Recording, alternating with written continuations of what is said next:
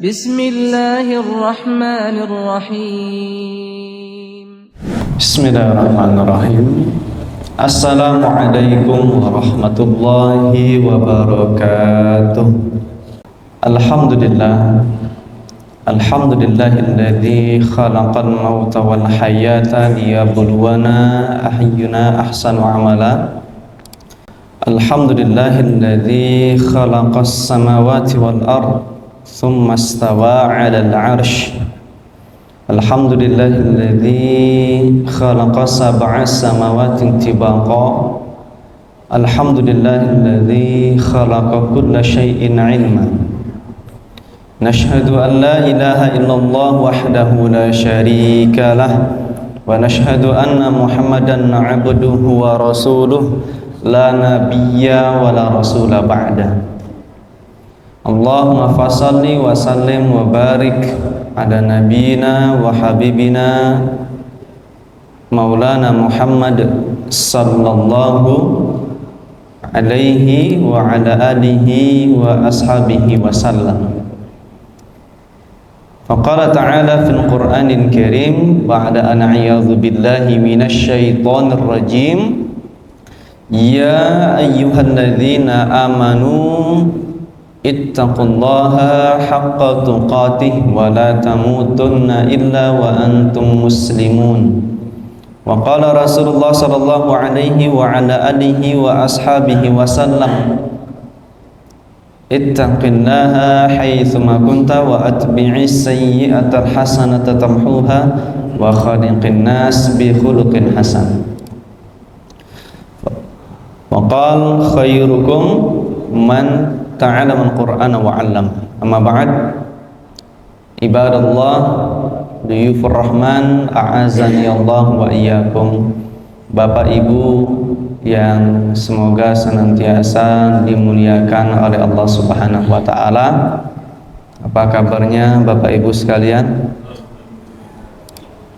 Alhamdulillah, nampaknya wajah-wajah yang bersinar karena ada lampu ya.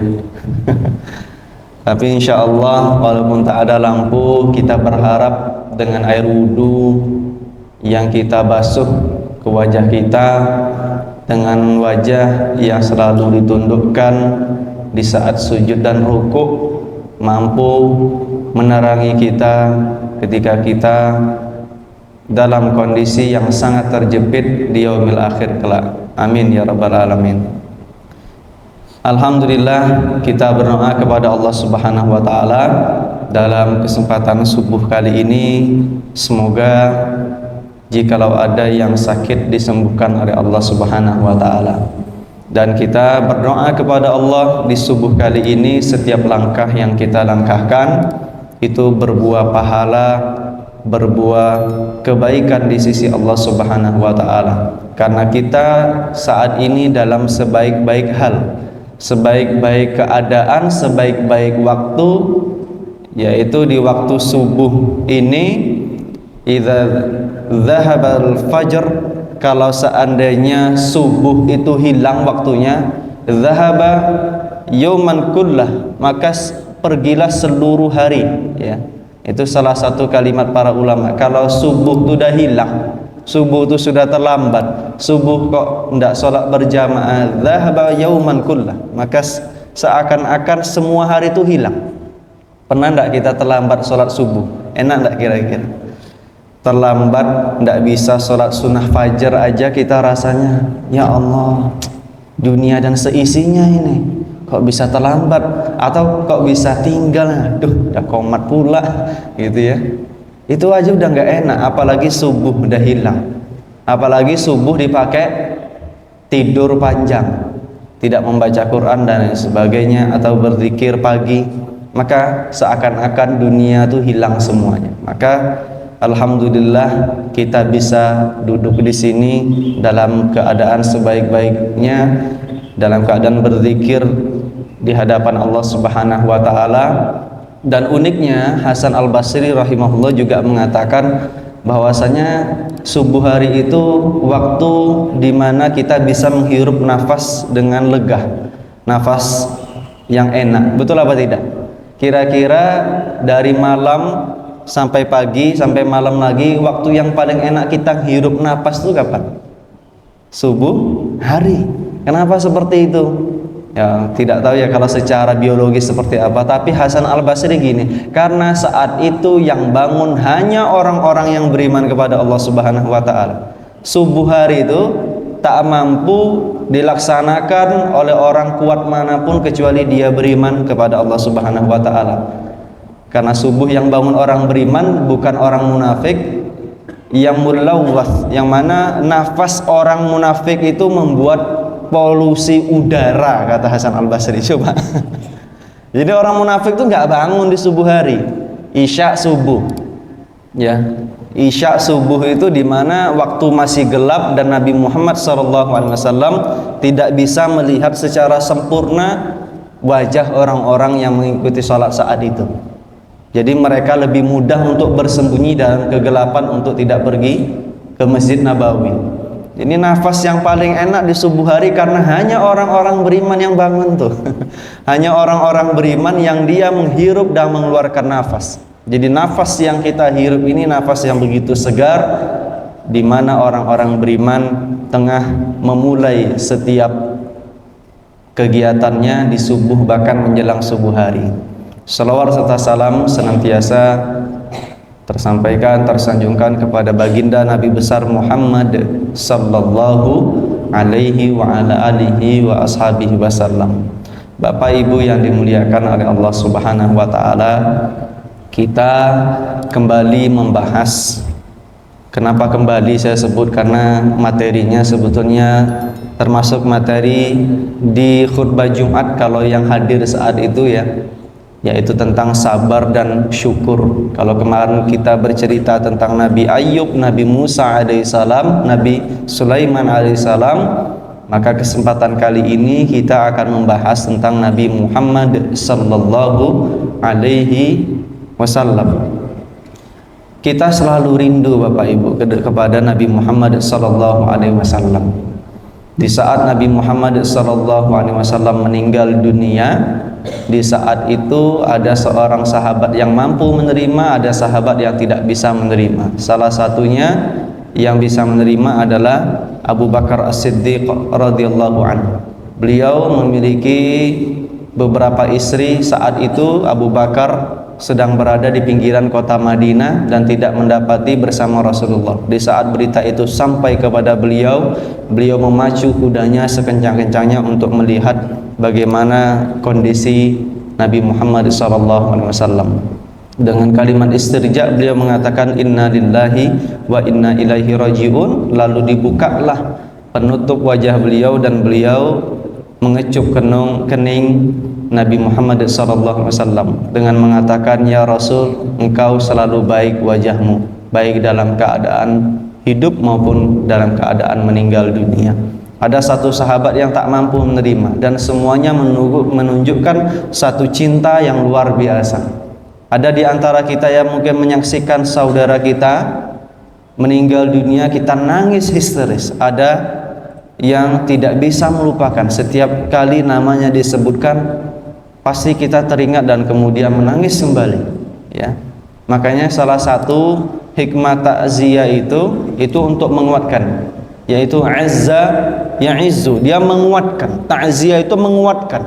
Makanya kalau kita sedang berada di rumah orang yang duka, itu kalau bisa tak usah tanya-tanya dulu Bapak Ibu ya.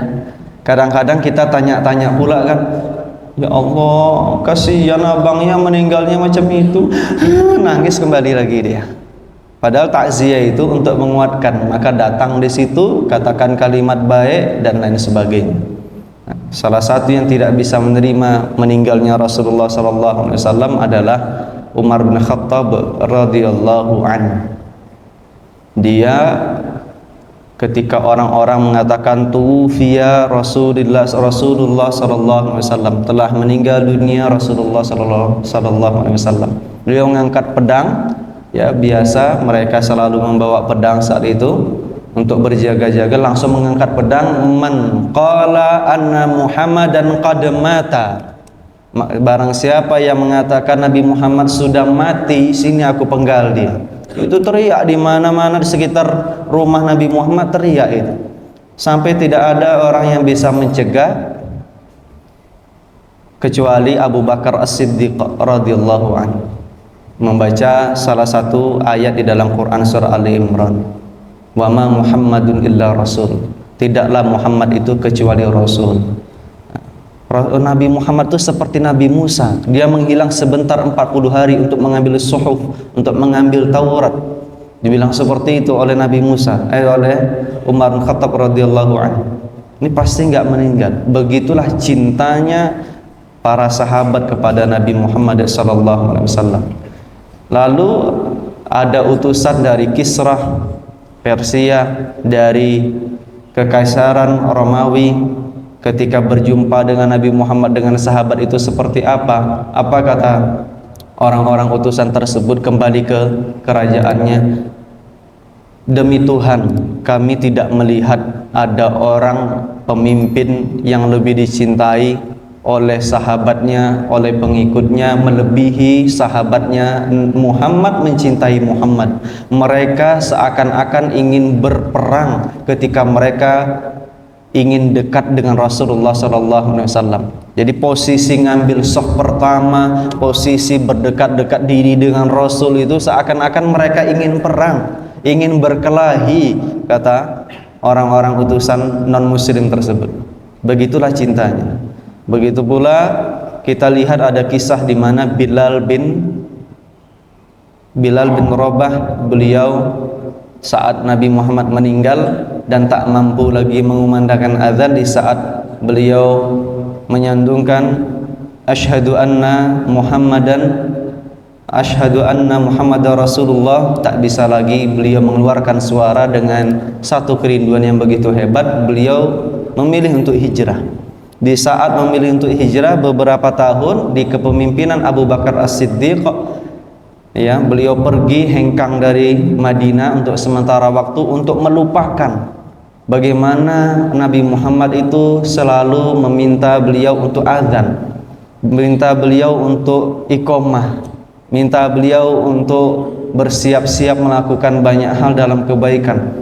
Maka beliau pergi dari Madinah. Ketika pergi itu beliau bermimpi, mimpi yang menandakan bahwasanya Rasulullah SAW sedang merindukan, ya, kota Madinah sedang merindukan suara Bilal bin Rabah. Maka di saat mimpi tersebut Bilal mengatakan, saya bermimpi bertemu secara makna, bertemu dengan Rasulullah SAW, dan Rasul mengatakan, apakah engkau benci kepadaku? Kenapa engkau pergi? Kenapa engkau tak lagi mengumandangkan azan? Maka beliau kembali menjelang sampai ke Madinah, dan beliau lalu masuk ke Madinah. Orang-orang mulai melihat Bilal bin Rabah kerja, beliau sudah datang ke Madinah, beliau sudah datang ke Madinah, dan berjumpalah dengan Hasan dan Husain. Satu persatu dikecupnya kening cucu Rasulullah SAW itu. Ya, dilihatnya bahwasanya wajahnya Husain sangat mirip dengan Rasulullah SAW. Dilihatnya kakinya Hasan sangat mirip dengan Rasulullah SAW. Tak tahan menahan tangis, maka mengalirlah di pipinya derai air mata tersebut. Lalu beliau mengumandangkan azan kembali. Di saat Bilal bin Rabah mengumandangkan azan kembali setelah beberapa tahun beliau tak lagi di Madinah, maka seluruh orang keluar rumah melihat bahwa di atas Masjid Nabawi sedang ada Bilal bin Rabah yang mengumandangkan azan. Maka suasana itu kembali membuat derai air mata seluruh masyarakat Madinah, kaum muslimin menitikkan air mata. Saking rindunya mereka dengan Rasulullah SAW. Dan kita sedang berbicara tentang sabar dan syukurnya Rasulullah SAW. Tidak ada nabi yang bisa lebih bersabar dibanding Rasulullah SAW. Tidak ada manusia yang paling bersyukur kecuali Nabi Muhammad SAW. Dalam keadaan apapun, dalam posisi apapun Rasulullah sedang menjalani, tidak ada sabar dan syukur yang paling hebat kecuali yang ditunjukkan oleh Nabi Muhammad SAW. Kalau kita kemarin berbicara tentang Nabi Ayyub yang digerogoti penyakit, ya, yang digerogoti penyakit amat hebat, seluruh tubuhnya kecuali lidah, hanya lidah yang tersisa, ya. Dan beliau dibuang di pinggiran, maka Nabi Muhammad SAW mendapat satu ujian yang juga hebat. Betapa beliau dari pintu rumah itu selalu ada namanya onak dan duri yang diletakkan oleh Ummu Jamil, istri dari pamannya sendiri, ya. Itu satu siksaan yang luar biasa. Kalau ada kita keluarga, semua orang kok bisa baik, ada satu keluarga benci betul sama diri kita, nama kita diburuk-burukkan di sana sini, kira-kira sakit nggak? Sakit luar biasa, sedarah dengan kita, tetapi bisa seperti itu sakitnya luar biasa. Itu salah satu ujian. Ada lagi dua orang yang sangat bejat dari kalangan Quraisy, saya lupa namanya siapa. Dia mempersiapkan kotoran unta itu, diambilnya, dikumpulkan usus-usus unta, jeroan unta dari tempat jagal itu, diletakkan di dalam ember. Rasulullah ketika sedang bersujud di hadapan Ka'bah yang masih penuh dengan berhala saat itu, ya, ketika sujud ditumpahkan. Tak ada satu orang pun yang mampu membantu Rasulullah SAW ketika beliau bersujud, ya. Dan beliau tidak bangkit sampai salah seorang datang kepada beliau, yaitu Fatimah Az-Zahra radhiyallahu anha. Celakalah wahai ayah yang mengotori punggungmu, celakalah wahai ayah yang mengotori wajahmu yang mulia. Dengan isak tangis yang luar biasa, Rasulullah kemudian mengusap pula air mata tersebut dari pipi Fatimah radhiyallahu anha.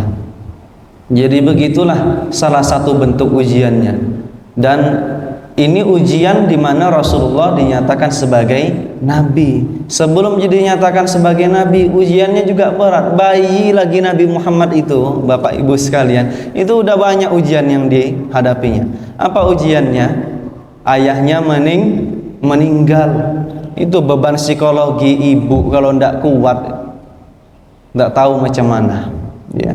Kita saksikan ada berita seorang ibu membunuh 3 anak, ya, kemudian dipenjara. Apa jawaban ibu tersebut?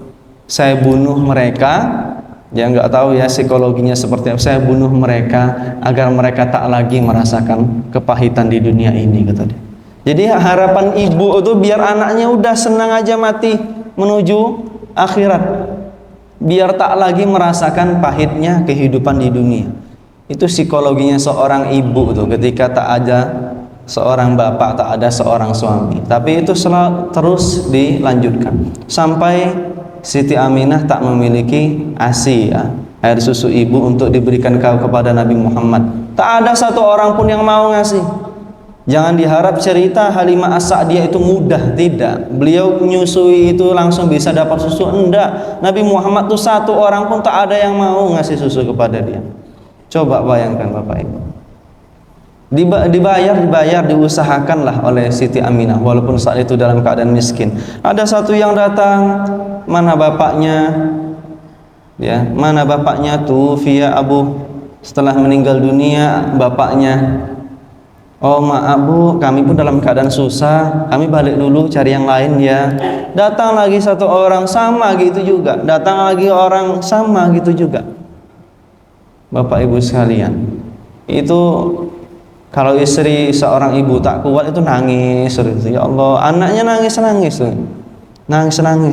sampailah Halimah As-Sa'diyah di sana. Halimah As-Sa'diyah ini punya kambing kurus-kurus, untanya pun kurus. Saking kurusnya untanya, kadang dinaiki oleh suaminya, kadang turun suaminya.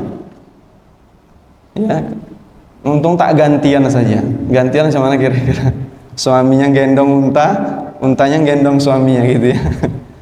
Saking kurusnya untanya itu, tiba-tiba lepas untanya. Padahal Halimah lagi nawarkan ke beberapa ibu-ibu yang sedang punya anak, karena ada musim seperti itu ya. Dan mereka selalu membeli ASI itu dari luar kota Makkah, dari daerah pedesaan, karena alami, makannya sehat, ya, seperti itu. Tak juga sampai untanya ini kabur, masuk lari sana sini, masuk ke pekarangan rumah Nabi Muhammad SAW, ya, rumahnya Abdullah, rumahnya Siti Aminah. Maka di saat itu dilihatlah, diintip dulu dan ditanyalah, wahai ibu, apakah dia sudah disusui? Belum. Ini saya lagi sedang mencari-cari. Bolehkah saya menyusuinya? Biasanya susah cari, ini nawarkan sendiri dia. Akhirnya nawarkan sendiri.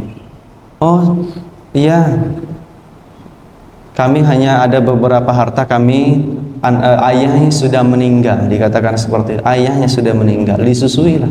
Ketika disusui itu, maaf, ad-dira', ya, kantong asihnya Halimah As-Sa'diyah itu tiba-tiba penuh. Anaknya langsung diam disusui Halimah itu, ya. Dan itu berlangsung lama. Tiba-tiba unta yang tadi kurus tuh kok nampaknya kuat, nampaknya lebih berisi dibanding sebelumnya. Tak langsung gemuk, tapi dia kuat, lebih berisi dibanding sebelumnya. Kemudian diminta izin lah, Bu, izin, boleh enggak saya bawa aja pulang? Yang tadi susah-susah cari, setelah berjuang, ibunya Nabi Muhammad SAW dibawa, ya, dibawa ke salah satu tempat di Bani Sa'ad, ya. Di sana beliau sampai 4 tahun, dibalikkan, janjinya 4 tahun aja, 2 tahun atau 4 tahun, ya. Kemudian minta izin lagi, Bu, bolehlah saya bawa lagi. Dibawa lagi 2 tahun, sampai usia 4 tahun ada kejadian dibelah dadanya oleh 2 malaikat tersebut, dibersihkan al-qalb atau jantungnya Nabi Muhammad SAW, hatinya Nabi Muhammad SAW, ya. Saat itu dikembalikan, takut. Meninggallah kemudian kakeknya di umur 6 tahun kalau tidak salah, kakeknya meninggal. Terus kemudian dititipkan kepada salah seorang paman yang sangat mencintai beliau tapi miskin. Punya berapa anak? Ada yang menceritakan 8-9 anak, ya. Kalau Nabi Muhammad makan, ya, kalau sepupu-sepupunya makan, itu Nabi Muhammad nunggu, tak rebutan ngambil. Memang Nabi Muhammad itu dari kecilnya udah baik, sifatnya itu udah baik. Kemuliaan siqayah rifadah, 7 kemuliaan Arab itu ada pada Nabi Muhammad SAW. Walaupun Bani Abdul Muthalib lebih mendapatkan tentang memberi makan dan minum roti itu dari keluarganya Nabi Muhammad SAW. Kemuliaannya orang-orang yang berhaji itu. Jadi dari kecil itu udah baik. Dan beliau tidak makan duluan, dibiarkan sampai Nabi Muhammad menerima wadah untuk makan itu udah habis. Sampai ke beliau itu udah sisa-sisa saja. Dan itu disaksikan, dan itu berlangsung beberapa hari. Lalu ketahuan oleh Abu Thalib, marahlah Abu Thalib, kalau nanti makan jangan dibiarkan Muhammad yang terakhir, biarkan Nabi Muhammad yang duluan. Dipaksa Nabi Muhammad, ambillah duluan susu dan kurma ini. Tak mau juga beliau, ambillah duluan. Akhirnya dipaksa diambil. Ketika beliau ngambil, Bapak Ibu, minum susu dan makan kurma itu, ternyata wadahnya setelah diambil anak yang kedua, ketiga, 4 Abu Thalib tak berkurang-kurang. Akhirnya di hari-hari berikutnya kalau mereka dalam posisi waktu makan, Nabi Muhammad disuruh duluan. Karena kalau Nabi Muhammad ngambil, lebih banyak jadinya gitu, tidak habis. Itu keberkahan Nabi Muhammad SAW, salah satu mukjizat beliau. Berlangsung waktu dan beliau berdakwah dalam keadaan yang sulit, bersembunyi-sembunyi di Darul Arqam. Itu cukup lama menyampaikan dakwah, sholat diberikan kotoran, beliau begitu sabar. Itu Bapak Ibu sekalian, nabi-nabi selainnya, ya, selain Nabi Ulul Azmi itu juga diberikan seperti itu, tapi mereka tak sabar. Mereka tidak sabar. Siapa yang mengatakan seperti itu? Itu di dalam Quran yang menceritakan tentang nabi-nabi itu tidak sesabar Nabi Muhammad SAW. Nabi Yunus itu diberikan, semua nabi diberikan satu doa yang mustajab, ya. Maka Nabi Yunus itu juga berdoa. Nabi siapa lagi yang berdoa? Nabi Nuh itu ya berdoa kepada Allah, ya Rabb, sudah dakwah 950 tahun tak dapat pengikutnya cuma 70-an orang. Ngangkat tangan doa, timpa musibah, tenggelam semuanya.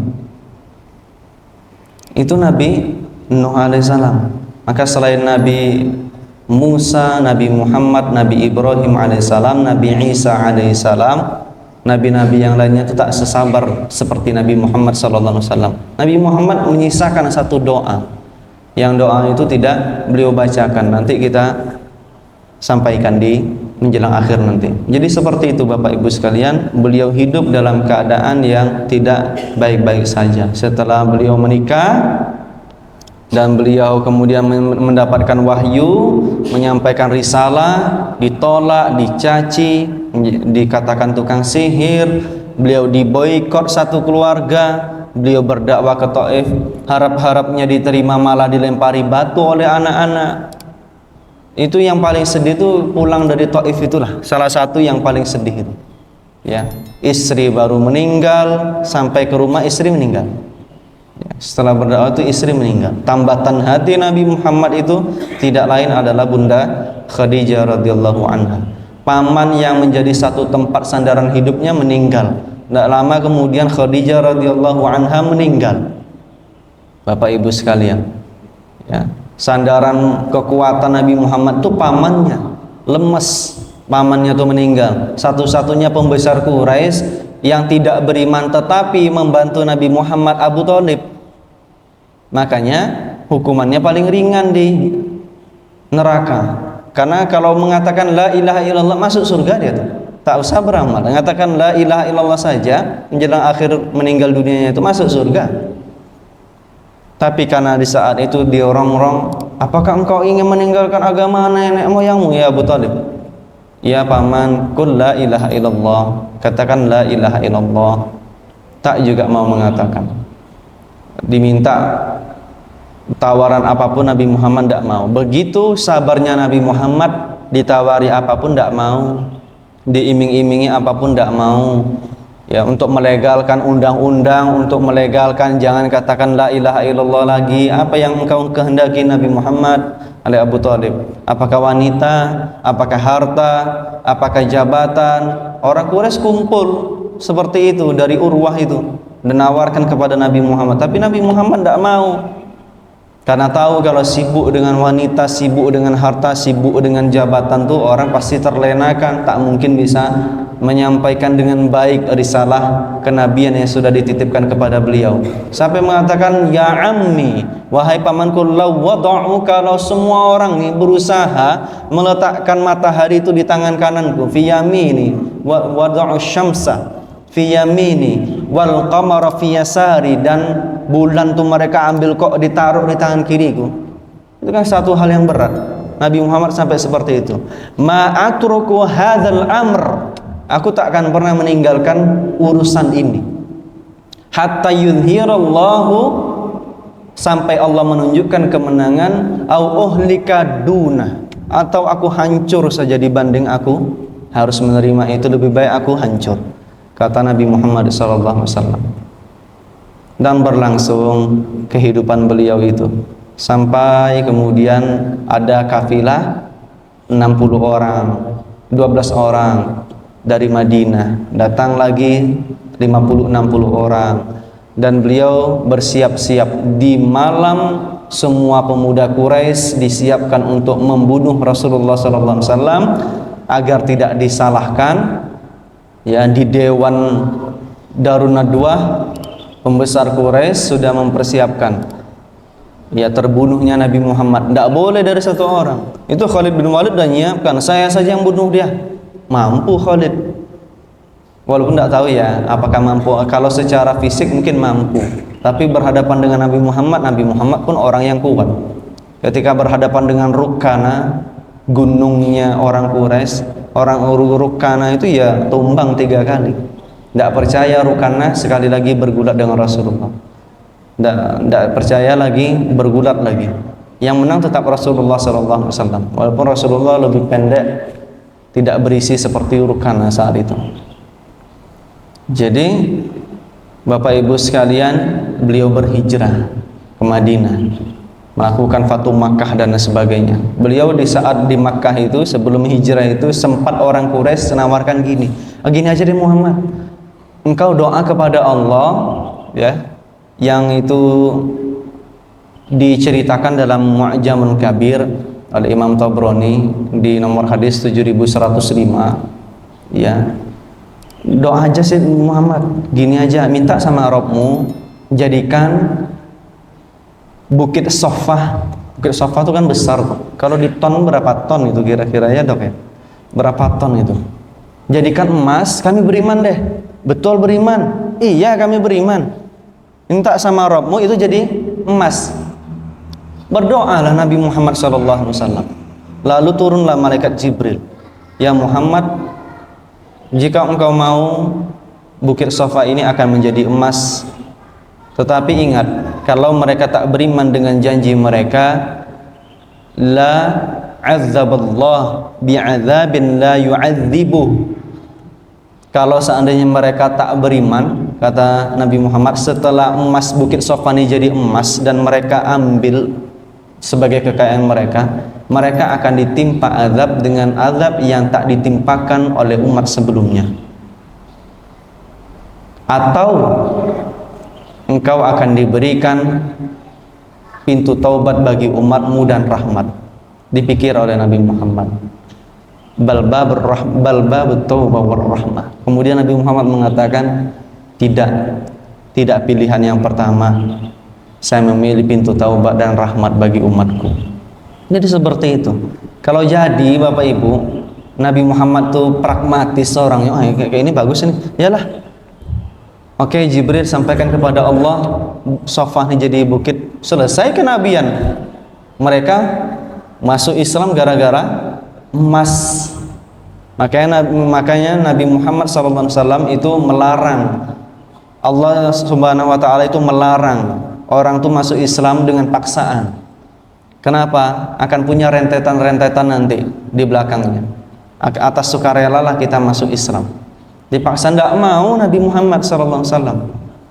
Ya, kenapa? Ada azab yang begitu hebat. Nah, umat Nabi Muhammad itulah khasnya Nabi Muhammad SAW. Ketika dikatakan bahwasanya nabiyyin al-anbiya mithlul bait, seperti rumah. Para nabi itu seperti rumah. Ketika masuk ke dalam rumah, ternyata ada salah satu dinding yang kosong.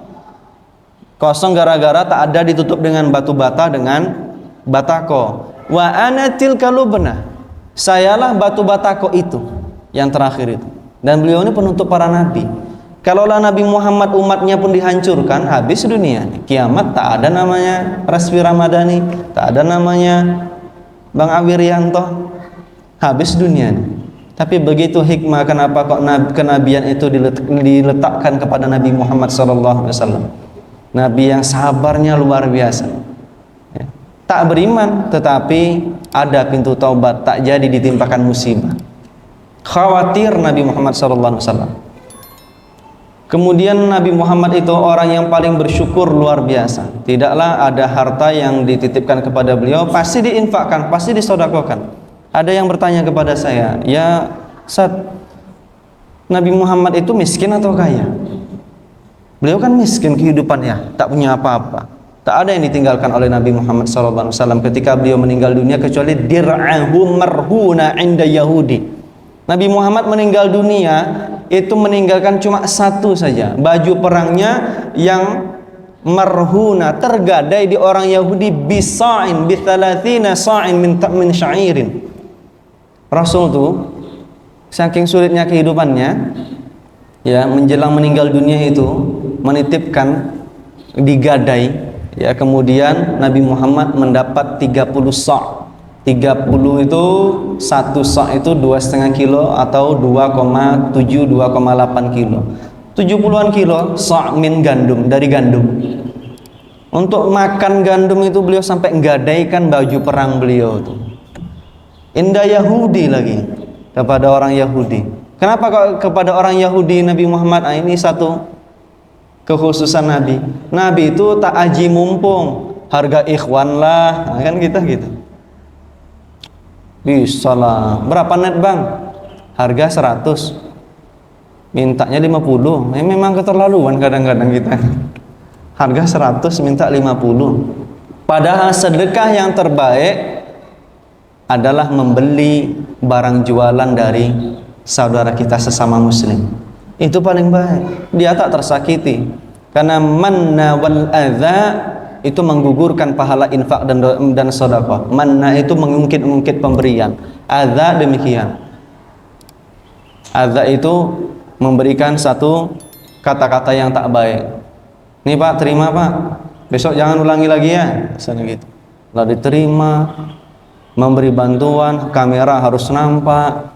Sekarang kan gitu kan, walaupun niatnya mukhlas, tapi kadang-kadang dengan hal-hal seperti itu mencacati. Nah, Nabi Muhammad tidak mau dari kawan-kawannya. Kenapa? Kalau kawannya diminta pasti dikasih.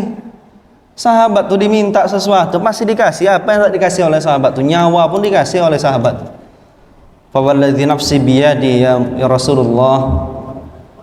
Ya, dan demi zat yang nyawaku berada di tangannya, apa yang engkau minta, nyawa pun dikasih. Ya, nyawa pun dikasih. Waktu Rasulullah nengok Abu Hurairah, apa guru sebetul Abu Hurairah?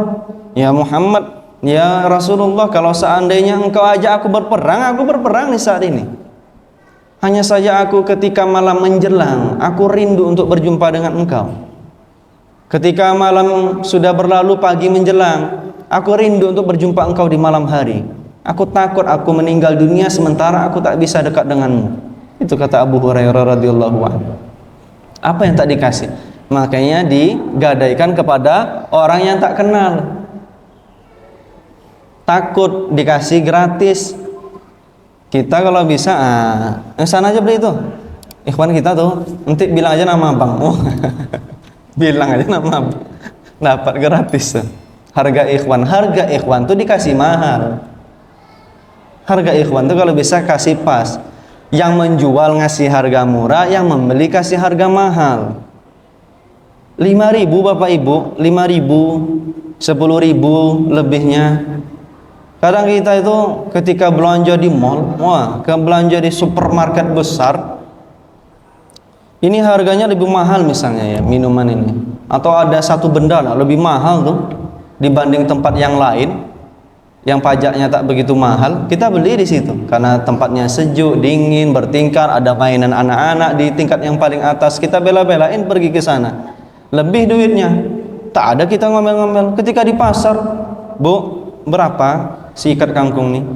3.000 bang. Malah mahal kali, kemarin masih 2.000, 2.500. Iya, harga pupuk naik gitu kan. Iyalah, pergi ke sana, memang dapat lebih murah pas promo baru buka warung tokonya. Nah, sana lebih murah, mahal betul, 500 rupiah cuma.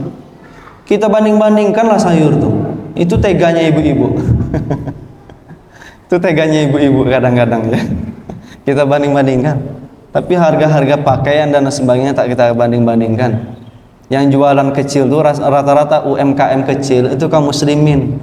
UMKM besar yang usaha-usaha besar itu rata-rata orang non muslim, Bapak Ibu sekalian. Nah, sampai seperti itu. Beliau tidak meninggal dunia kecuali meninggalkan adanya baju perang yang digadaikan Nabi Muhammad. Suatu ketika pun datang dalam riwayat hadis Ahmad dan An-Nasai, datang malaikat Jibril, "Arada alayya rabbi liyaj'ala batha Makkah zahaban." Datang kepadaku Rabb menawarkan kepadaku bahwa bukit-bukit baris sekitar Mekah itu jadi emas. Faqultu la ya Rabbi. Maka aku katakan kepada Rabbku, tidak ya Rabb. Da'ni, biarkan aku ashba' yauman wa aju'u yauman. Biarkan aku sehari kenyang, sehari lapar. Idza syabi'tu, kalau aku kenyang, fahamituka wa syakartuk, aku bersyukur dan memuji namamu. Jadi jikalau aku dalam keadaan yang lapar, fatadarra'tu ilaik, maka aku menundukkan hati kepadamu. Jadi Rasulullah itu mintanya sesuatu yang tak diminta orang, diminta oleh Rasul. Kita tuh bisa nangis. Bapak Ibu baca Sirah Nabawiyah, Safiyur Rahman Al-Mubarak Furi, Syama'il Muhammadiyah Imam Tirmidzi, baca ini. Pasti di 100 lembar pertama Bapak Ibu ada nangis itu. Kalau hati kita bersih pasti ada nangis. Jadi yang tak diminta orang diminta oleh Nabi Muhammad SAW. Begitu beliau bersyukur dan sabarnya menghadapi dunia. Beliau lebih rela lapar di dunia ini, susah di dunia ini untuk mendapatkan satu kesenangan hidup yang begitu hebat di akhirat kelak. Bahkan jannah pun tak terbuka kecuali oleh Nabi Muhammad SAW. Biarkan aku lapar sehari, kenyang sehari. Maka Rasulullah mempraktekkan puasa Senin Kamis, puasa Daud beliau. La haula wala quwata illa billah. Jadi begitu beliau, masya Allah tabarakallah, ya. Dan beliau juga di dalam hadis Samrah bin Jundubin, dari sahabat Samrah bin Jundub, qala Rasulullah sallallahu alaihi wasallam, anna Rasulullah sallallahu alaihi wasallam yaqul, Rasulullah itu pernah ngomong, dan Jundub ini dapat kata-kata Rasulullah ini, Samrah bin Jundub ini, inni la'aliju hadhil ghurfah, aku ini khawatir betul, katanya, di kamarku ini, ya, saya khawatir betul di kamar ini. La'aliju hadhil ghurfah ma'alijuha hina idzin illa khasyata, aku bukan khawatir apa-apa, hanya saja aku khawatir aku buka pintu kamar, masuk ke dalam kamar, anna fiha malun, di dalamnya ada uang, di dalamnya ada harta, fa utawaffa, ya, kemudian aku dimatikan oleh Allah, walam unfiqhu, dan aku belum menginfakkannya. Subhanallah, kita Pak, di kamar kita duit entah berapa ya Pak. Aku khawatir, kata beliau, ya. Begitu beliau syukurnya, bentuk syukur beliau itu begitu, sabarnya beliau begitu. Di balik kata sabar ada syukur. Sudahlah sabarnya seperti itu, sekian banyak musibah, kemiskinan yang melanda beliau. Jadi beliau ketika ada yang bertanya tadi, saya jawab, beliau kaya dan miskin dalam satu waktu. Ya, beliau tuh sekali dapat perang itu 1/5 Pak, bagian dari Allah Subhanahu wa taala, lillahi walir rasuli. Itu 1/5. Kalau dapatnya 1 triliun, 1/5-nya berapa kira-kira? 20%-nya berapa kira-kira? 1 triliun. Hah? 200 miliar. 1 ukiyah emas tuh saya lupa, 1 ukiyah tuh berapa ya? Intinya berkilo-kilo lah emas tuh. Kalau lah dapat perang tuh kilo-kilo itu emas.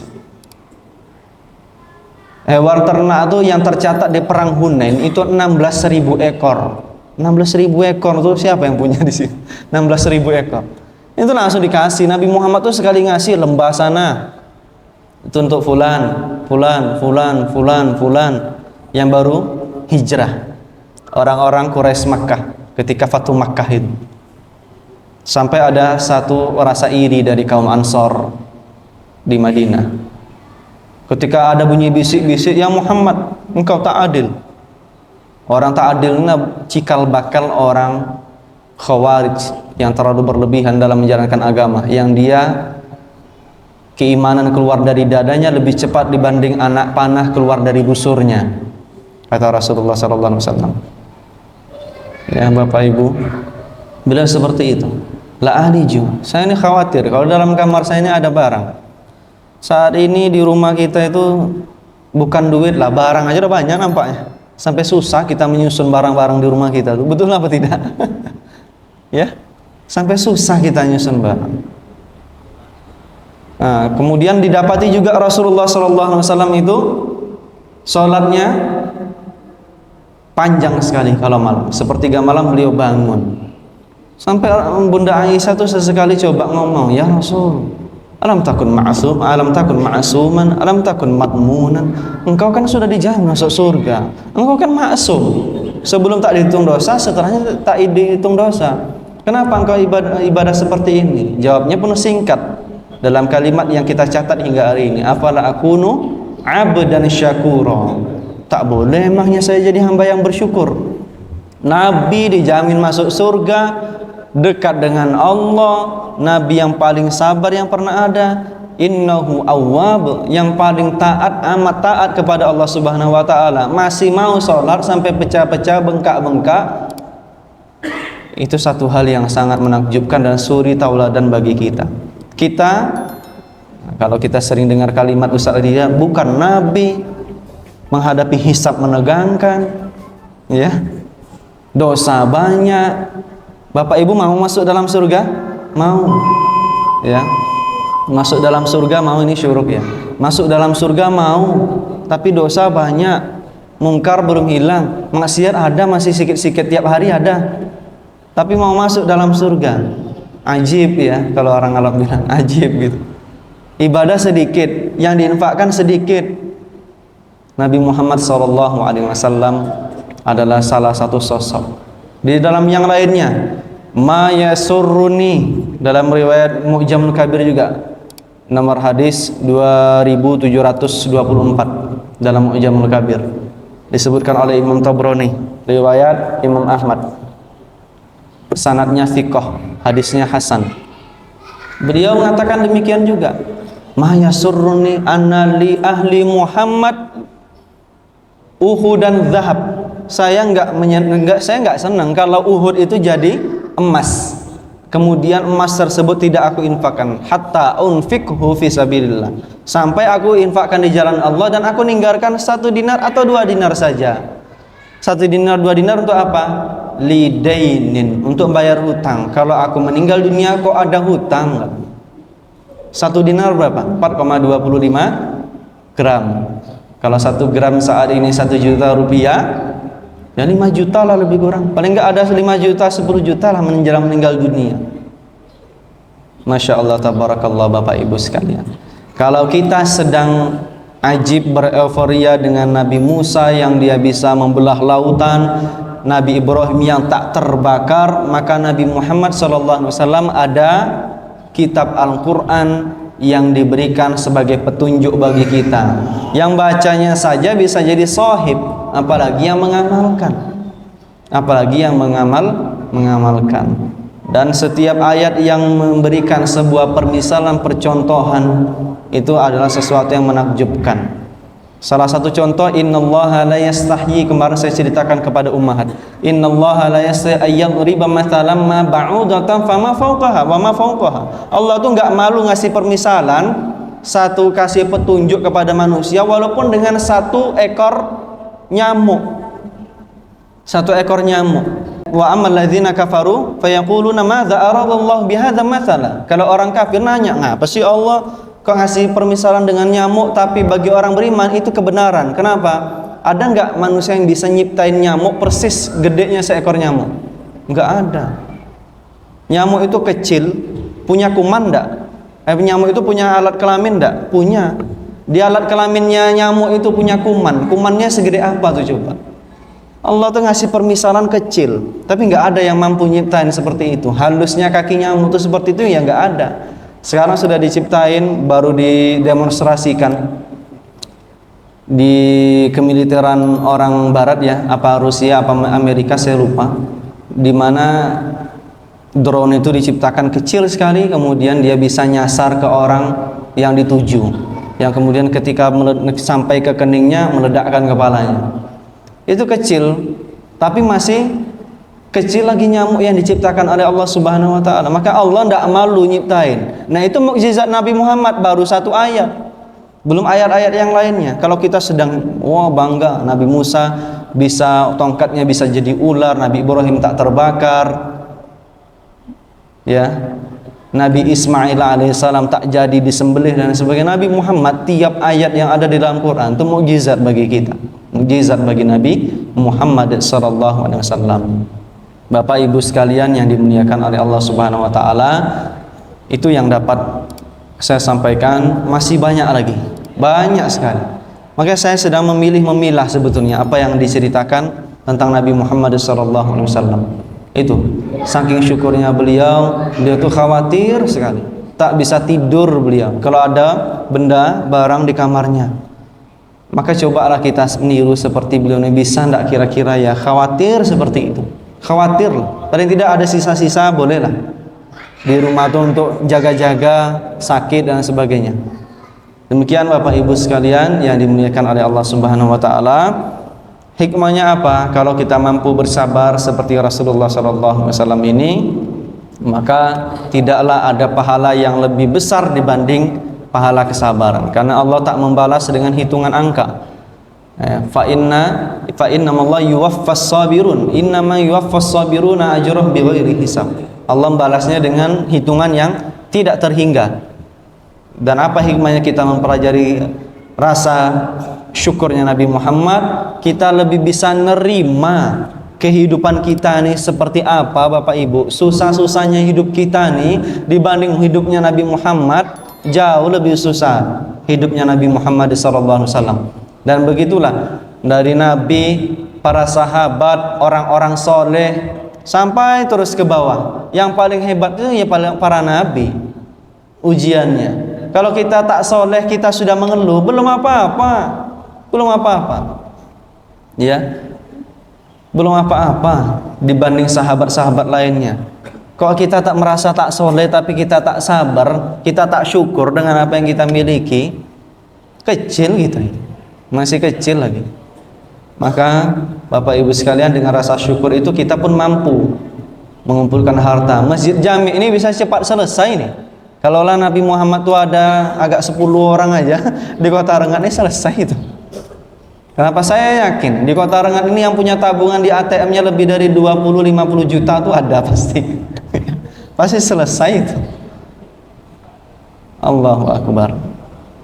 Demikian Bapak Ibu sekalian, semoga bermanfaat renungan kita pada kesempatan kali ini, dan semoga kita bisa memberikan santunan kepada anak-anak yatim, kepada pendidikan Islam, kepada masjid yang sedang terbangun, para janda yang belum makmur hidupnya, ditinggal suami dan lain sebagainya.